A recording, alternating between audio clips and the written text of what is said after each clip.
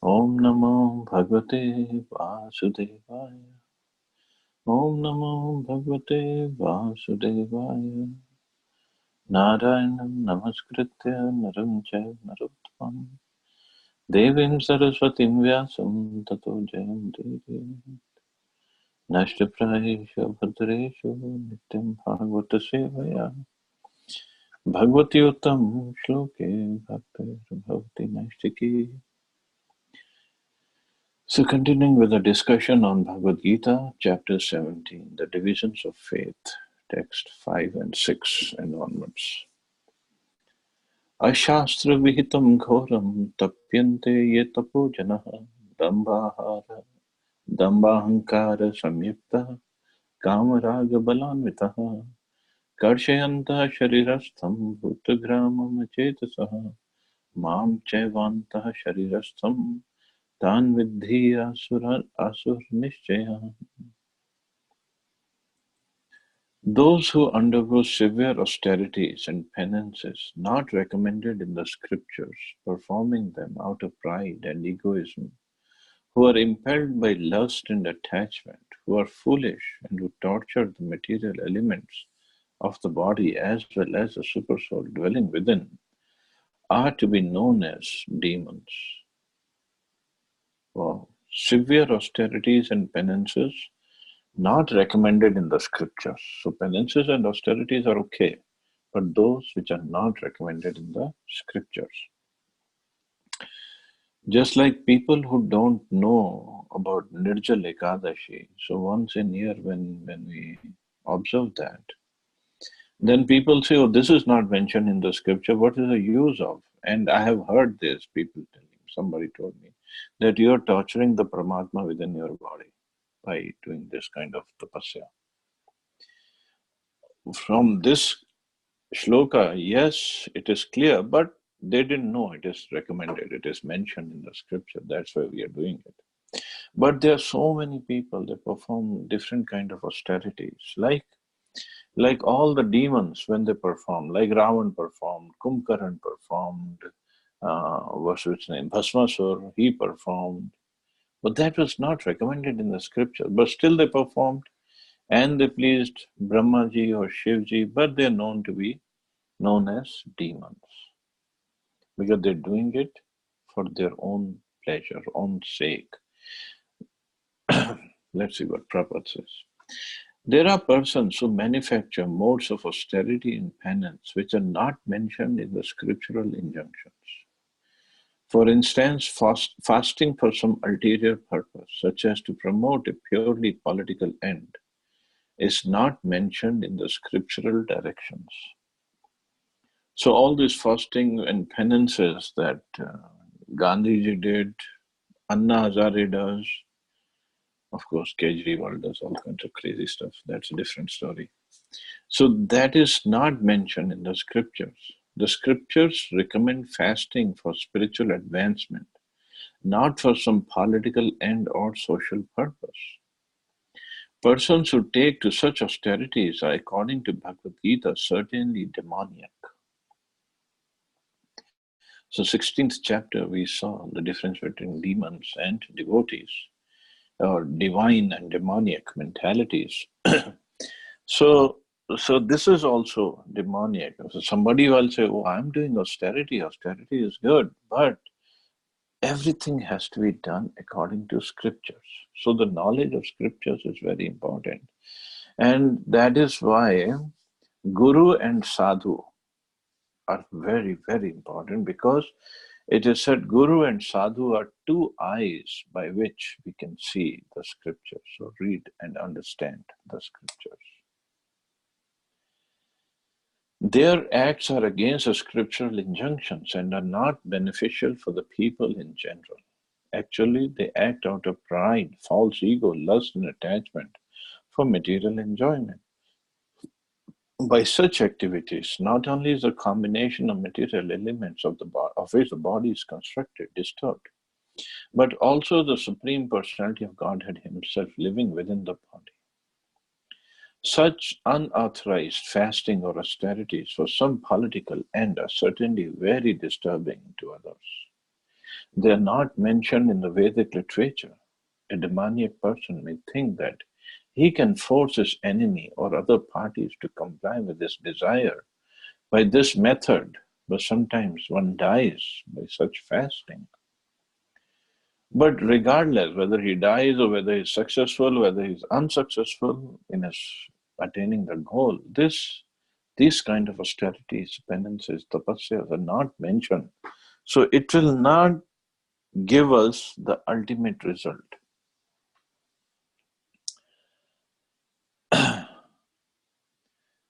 Such demonstrations are insults to the Supreme Personality of Godhead because they are enacted in disobedience to the Vedic scriptural injunctions.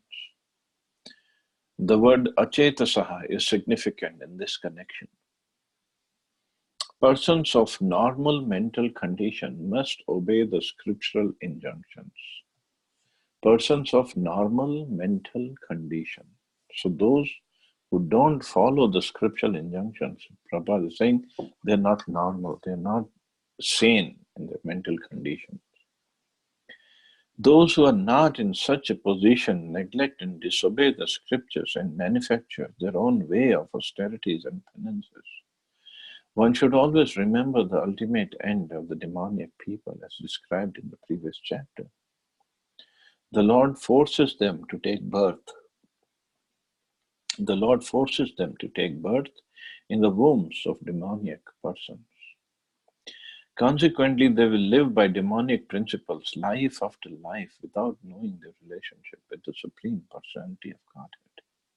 If, however, such persons are fortunate enough to be guided by a spiritual master who can direct them on the path of Vedic wisdom, they can get out of this entanglement and ultimately achieve the supreme goal. So the mercy of sadhus, or mercy of devotees, is very important because by their own karmic cycle, Krishna says, I put them in the lowest of the births. Tanahum dushata kururan sansareshu naradhama.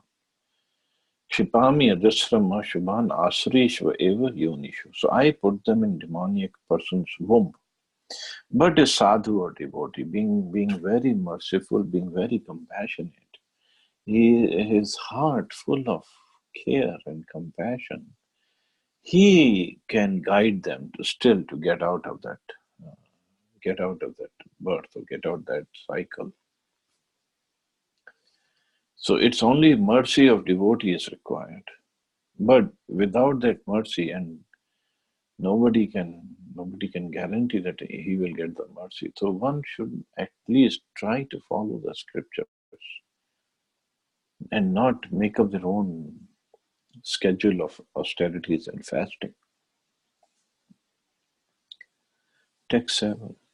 Arhastvapi sarvasya trividho bhagavati priyaha yagyas tapas tatha dhanam tesham bhedam imam shrinu. Even the food each person prefers is of three kinds, according to the three modes of material nature. The same is true of sacrifices, austerities, and charity. Now hear of the distinctions between them. Okay, so this charity, I think Ashwini Mataji had asked about charity. So we'll discuss the charity when it comes. So right now, Prabhupada will start, or Krishna will start with the food part.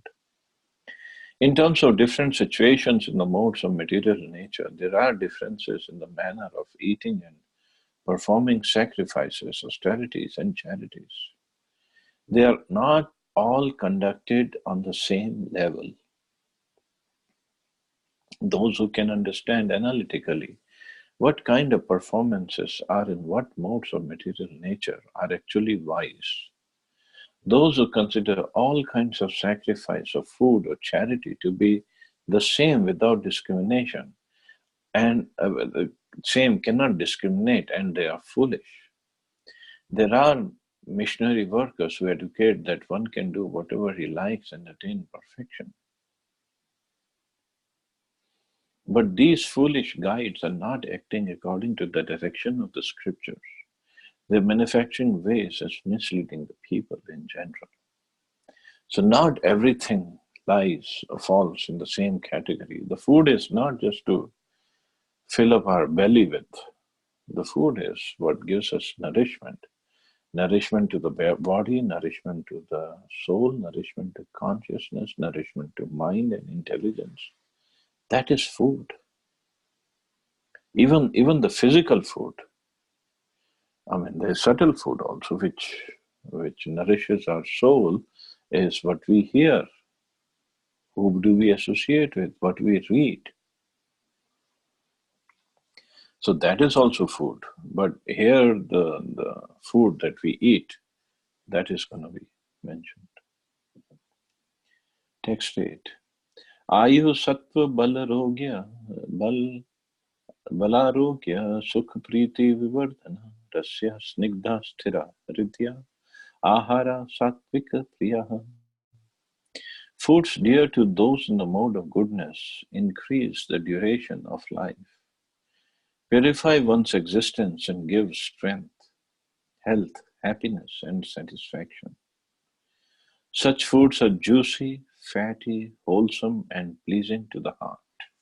So fatty doesn't mean we eat lots and lots of fat stuff. Fatty means like ghee. Ghee is considered fatty, but it is actually very nourishing to the body. So food that increases the duration of life, purify one's existence and gives strength, health, happiness, and satisfaction. So somebody might say, okay, meat gives us strength, health. Well, it doesn't give health, but people think. And it satisfies us. But it doesn't increase the duration of our life, actually. Because so much of sinful reactions are there. And so the karma is catching up for those who are meat eaters. And it also says, purify one's existence. So definitely meat eating doesn't purify one's existence. It contaminates one's existence. So food that is in passion. Katva amla vanati ushna tikshna ruksha vidahina ahara rajasasyeshta dukha shoka maya pradaha. Foods that are too bitter, too sour, salty, hot, pungent, dry, and burning are dear to those in the mode of passion. Such food causes distress, misery, and disease. So too bitter, too sour, salty, hot, pungent, dry, and burning. I don't know, where does Pani Puri come in this? Golgappas, they come in this category or some other category?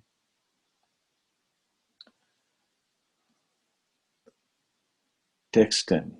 Yat yamam gat rasam puti paryushitam chayat uchishtham api chamedhyam bhojanam tamasa priyam.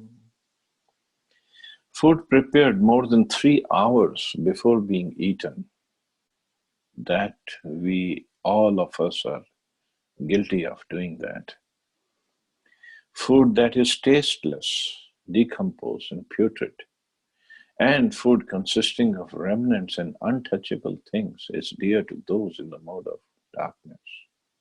So there comes your meat part. So any kind of meat comes in this category. And foods prepared more than 3 hours before being eaten. See, that is why the food has to be cooked, fresh, and consumed. Because if we freeze it, if we put in the fridge and then take it out and reheat it, the fire element of the food is pretty much gone in the fridge. Of course, we can say, oh, I reheated it, but that's not the same. So the fire element is one that is needed to digest the food. So once we reheat it, it's difficult to digest. But the lifestyle of everybody has become such that it's very convenient to to cook in bulk and keep it in the fridge for the whole week and keep on eating it. But that's in mode of ignorance. Of course, this does not mean the prashadam falls in the same category. No, prashadam is different. But still, if we want to consider the physical nourishment part of prashadam, prashadam will always nourish the soul and the consciousness. But the physical nourishment will come when we prepare it and eat it properly. So food that is again prepared more than 3 hours before being eaten. So what do we talk about? Food that we buy in the market, like breads and biscuits, and so many other things we buy in the market and eat.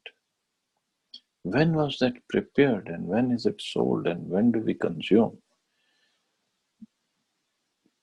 But as I said, the lifestyle has become such that we cannot live without it.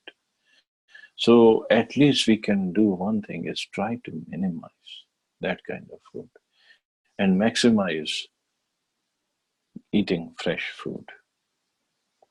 At least that we can do. Prabhupada says, the purpose of the food is to increase the duration of life, purify the mind, and aid body strength. This is its only purpose. In the past, great authorities selected those foods that best aid health and increase life's duration, such as milk products, sugar, rice, wheat, fruits, and vegetables. These foods are very dear to those in the mode of goodness. Some other foods, such as baked corn and molasses, which, while not very palatable in themselves, can be made pleasant when mixed with milk or other foods. They are then in the mode of goodness. All these foods are pure by nature. They're quite distinct from untouchable things like meat and liquor. Fatty foods, as mentioned in the 8th verse, have no connection with animal fat obtained by slaughter. Animal fat is available in the form of milk, which is the most wonderful of all foods. So milk, butter, cheese, and similar products give animal fat in a form which rules out any need for the killing of innocent creatures. It's only through brute mentality that this killing goes on. The civilized method of obtaining needed fat is by milk. Slaughter is the way of subhumans. Protein is amply available through split peas, dal, whole wheat, etc. So those people who like to eat meat, they say, oh, because we need protein. But protein is widely available, and the one that is our body can easily assimilate is in dal, peas, chana, whole wheat. There's lots of protein. That's good enough for us. But those who eat meat, actually the way the cattle is grown and then the meat is produced and the meat is cooked and the meat is frozen, kept frozen, and after that the meat is cooked, it basically kills all the so-called good parts of it. So nothing else except the fat is left. So, but people, because they are so used to eating meat, they're used to that taste of the tongue for the meat, that they still continue to eat. And so much of meat is supplied every day. So many cattle, so many animals, so many chickens, so many goats, they get slaughtered every single day to provide for the meat-eating population. So the karma is still there. We have to face the karma. We have to suffer for that karma.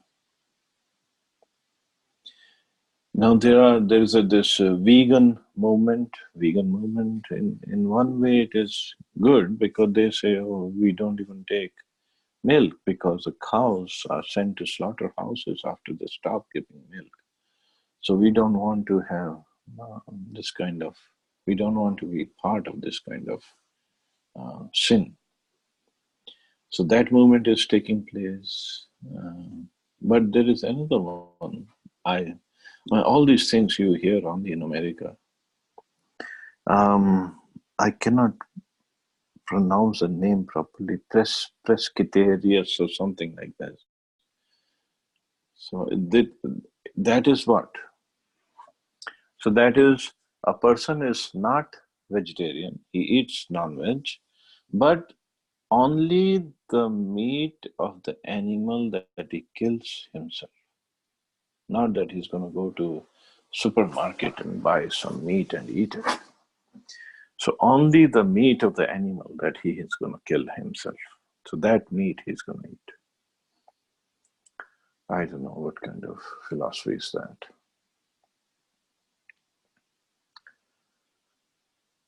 So that doesn't make him animal lover. He just hooked on to some crazy philosophy. And they feel very good about themselves, that we are humane. How come it is humane? You're going and killing animals to eat them. Prabhupada said this is the grossest type of eating. Grossest. And then sometimes people say, oh, eggs are not non-veg because from the eggs, when the chick is going to come out, those eggs are separate. The other eggs we can eat. So obviously, from the eggs that people consume, chicks are not going to come out. They're not going to get fertilized. But I asked somebody that, okay, even if following your logic, what is the time when the eggs are produced? And he didn't get the question. And I had to ask him, so what are the eggs? What kind of product is that? And he said it's a vegetarian because no chick or hen is going to come out of it. I said, but egg is a product of the menstrual cycle of hen. And then he understood. I said, it is so gross actually, if you look at it properly. Egg is a product of the menstrual cycle of hen. Whenever hen has periods, the eggs come out. And only few eggs which can hatch and give birth, those eggs also come out. So he said, why you want to eat such a dirty thing? But those who are too attached to all these things, they just can't give them up.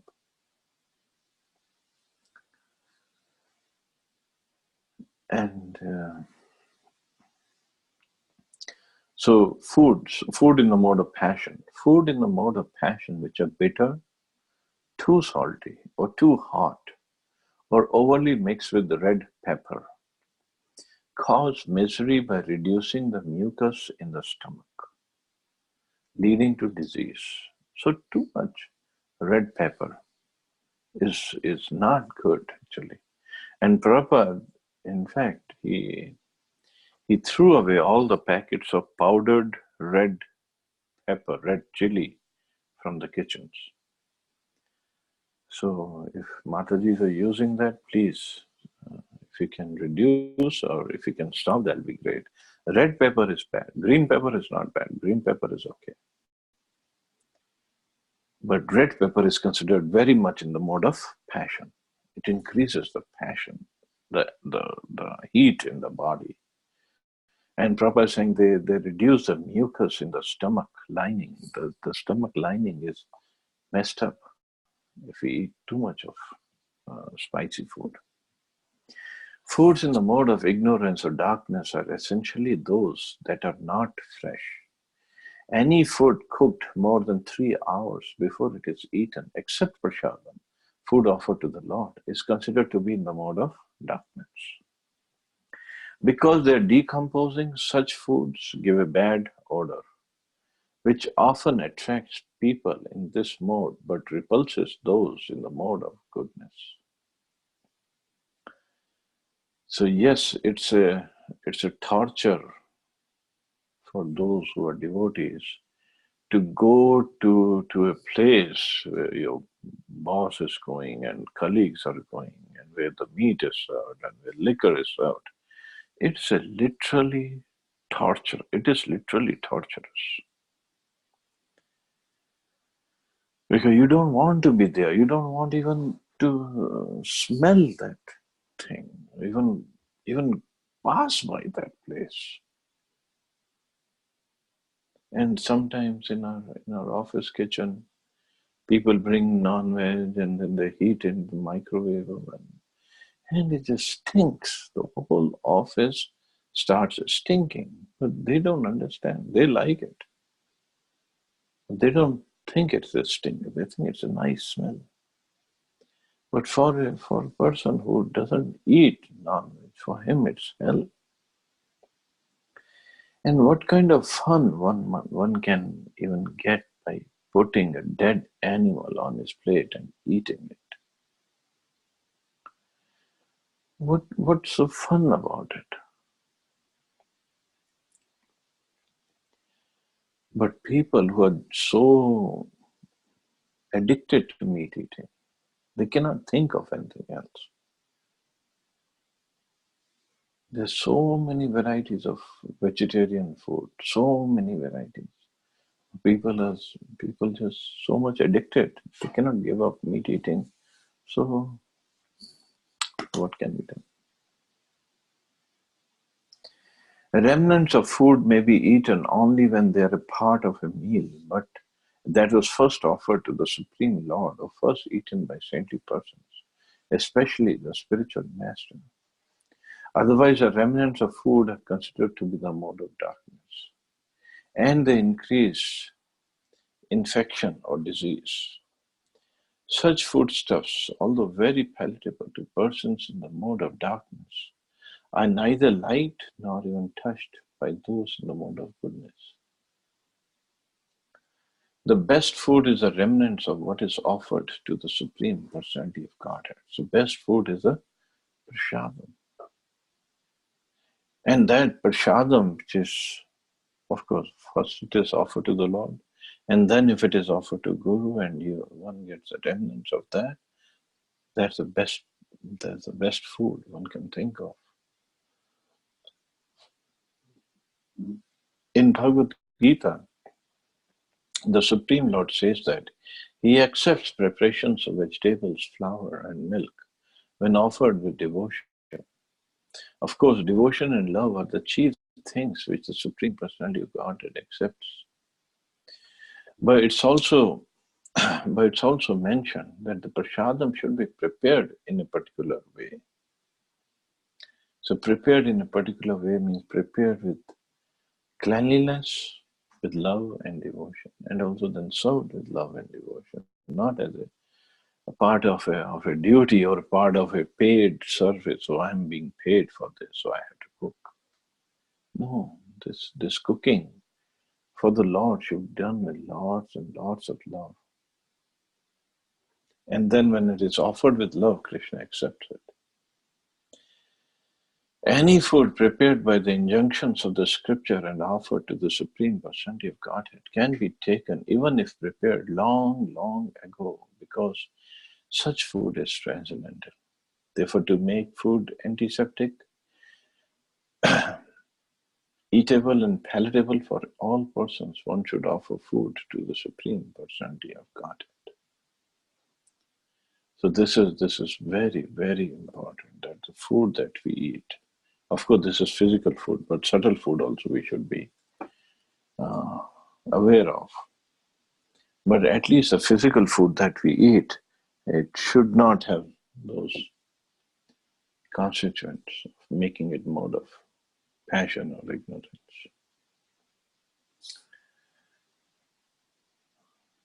So next verse, Krishna talks about sacrifice, and I think we We'll cover that tomorrow onwards. Any questions or comments?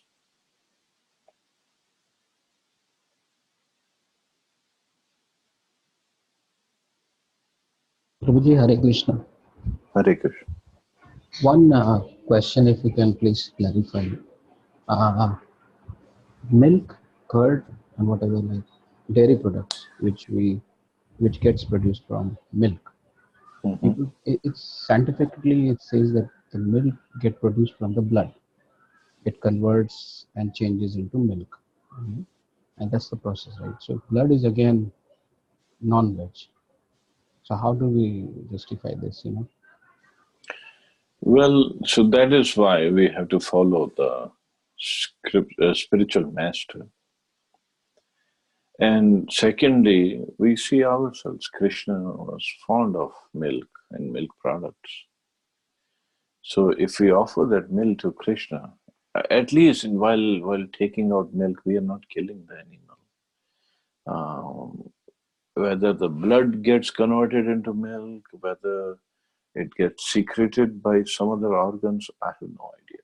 Not that knowledgeable about that part. But Prabhupada always recommended, Krishna himself is fond of milk and milk products. So for us to be on the safe side, it's okay to consume milk and milk products. And probably the population of vegans, only who are dependent on utensils and all, pulses, and a lot of people. I mean, it's just growing now. That's also increasing, so that's a good news actually. Oh yeah. Actually, for people like me who have to travel a little bit, so wherever I go, I look for a vegan restaurant. Yeah. If there is no Hare Krishna temple or restaurant, I look for a vegan place. So that helps a little. Yeah. Thank you, Prabhuji. Thank you. Hare Krishna, Prabhuji. Hare Krishna Mata. One general question, not related to this topic. This complete Bhagavad Gita is in flashback. I wanted to know, like Sanjaya went to Dhritarashtra and then he was narrating everything what was going on in Kurukshetra. So was that complete this Bhagavad Gita was in flashback, or half of the some part was in flashback and some part was live narration? I wanted to know that. I think I answered that in the first verse of Bhagavad Gita, where Dhritarashtra asks Sanjay that my sons and the sons of Pandu assembled at the place of pilgrimage, Kurukshetra, assembled for war. What did they do? His question is, what did they do? He didn't ask, what are they doing? So actually what has happened was Bhagavad Gita was spoken by Krishna to Arjuna, and then the war started. Sanjay was part of the war from Kaurav's side, and Yudhishthira Maharaj had told all the warriors not to harm Sanjay because he was a charioteer of his uncle. So the war started. War went on for 18 days total. But on the 9th day, Arjun had put Bhishma Dev on the bed of arrows. So the night of 9th day or evening of 9th day, after the war stopped, Sanjay left for Hastinapur. He came back to Hastinapur because now he knew that there's no way Kauravas can win. And he knew that Dhritarashtra must be waiting for him to give him the commentary of the war. So he went back. So 10th morning, Dhritarashtra asked him this question, what did they do? So he told him about Bhagavad Gita, because even in Bhagavad Gita, towards the end, 18th chapter, again, Sanjay, of course, here there's a conversation between Arjuna and Krishna. Dhritarashtra only spoke one verse, the first verse of Bhagavad Gita. But Sanjay, towards the end, he speaks to Dhritarashtra that when I'm remembering this conversation between Krishna and Arjun, my hands, my hair are standing erect, and I'm getting the same feeling. So something like that. So it was like, it wasn't the running commentary of Bhagavad Gita, and of course 9 days of war also Sanjay told Dhritarashtra about, and then from 10th day onwards he gave him the running commentary. Okay. Thank you so much, Prabhuji. You're welcome. Any other question, comment? Hare Krishna, Prabhuji. Hare Krishna. Dandavat Pranam. Dandat. Okay, you mentioned about the philosophy. You said that I don't know which philosophy is it. The people who is taking all, this intoxication meats and all.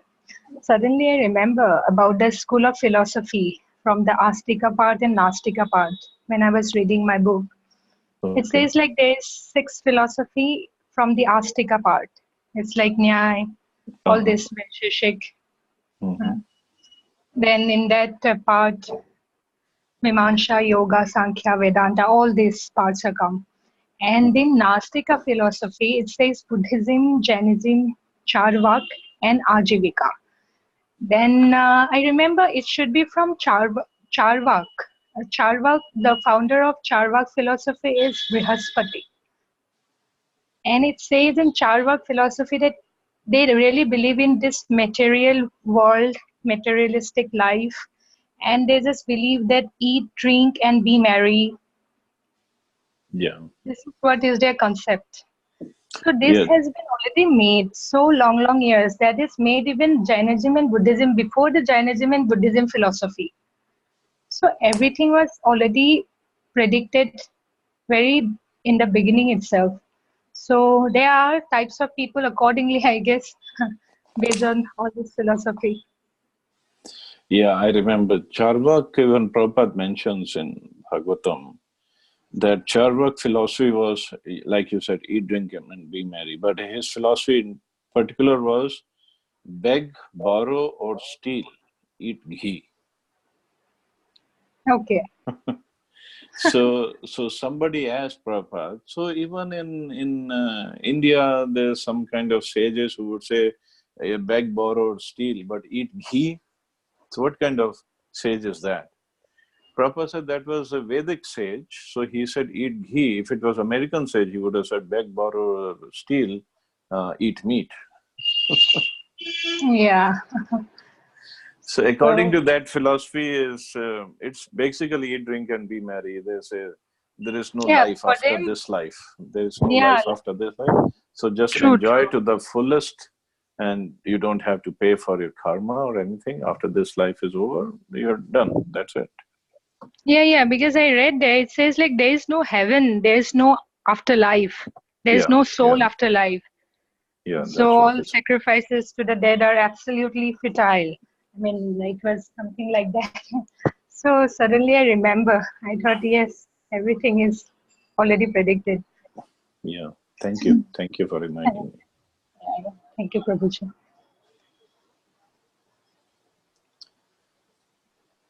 Any other question or comment?